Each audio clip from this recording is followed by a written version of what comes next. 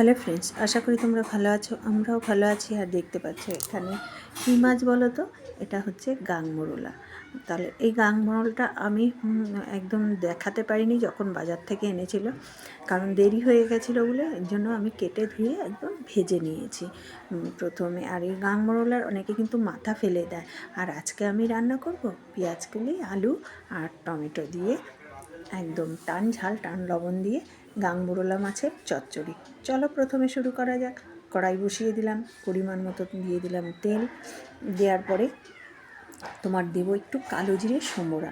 তেলটা গরম হয়ে গেছে, কালো জিরে সম্বরা দিয়ে দেবো কিছু পেঁয়াজ কুচি, একটা বড় সাইজের পেঁয়াজ কুচি দিয়ে দিলাম। দিয়ে হালকা করে একটুখানি ভেজে নেব।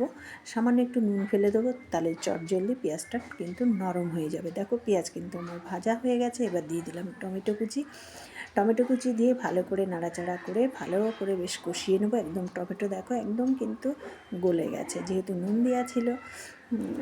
এরপরে আমি এক এক করে আলু পেঁয়াজকলি দিয়ে দেবো। দিয়ে তারপরে আবারও একটুখানি কষিয়ে নিয়ে তারপরে দেখো পেঁয়াজকলি দিলাম। এবার দিয়ে দেবো কিন্তু পেঁয়াজগুলি দিয়ে ভাজা করে নেবো একটু। আর এই শীতের সময়, শীতেতে কিন্তু এই পেঁয়াজকলি আলু দিয়ে বেশ ভালো লাগে, বেশ সুন্দর লাগে। আর বাইরে কিন্তু কথা হচ্ছে, আর কি আর করবো, একটুখানি কতই জানলা দরজা বন্ধ করে করব, কিছু করার নেই। এরপরে দেখো ভাজা হয়ে গেছে। এরপরে দিয়ে দেবো জল পরিমাণ মতোই। গা মাখা হবে তো। চচ্চড়ি সবসময় কিন্তু মাখাই হয়, ঝোল কিন্তু হয় না। তোমরা চাইলে এটা ঝোল করতে পারো, এর ভিতরে সর্ষে পাউডারও ব্যবহার করতে পারো। এবার আমি পরিমাণ মতো আবারও নুন হলুদ সব কিছু দিলাম।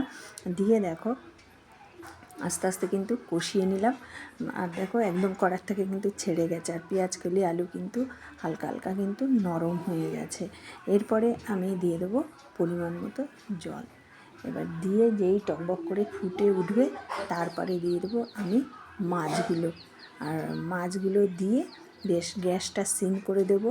আর একটু দেবো একটু লাল লঙ্কার গুঁড়ো, একটু কালারের জন্য, তাহলে কালারটা বেশ ভালো আসবে। আর গরম গরম ভাতের সাথে যদি এরকম গাংমরোলা মাছের চচ্চড়ি হয়, এক থালা ভাত খাওয়া হয়ে যাবে। আমার তো ভালোই লাগে। আর তোমাদের কেমন লাগলো আমাকে কিন্তু অবশ্যই কমেন্টে জানাবে।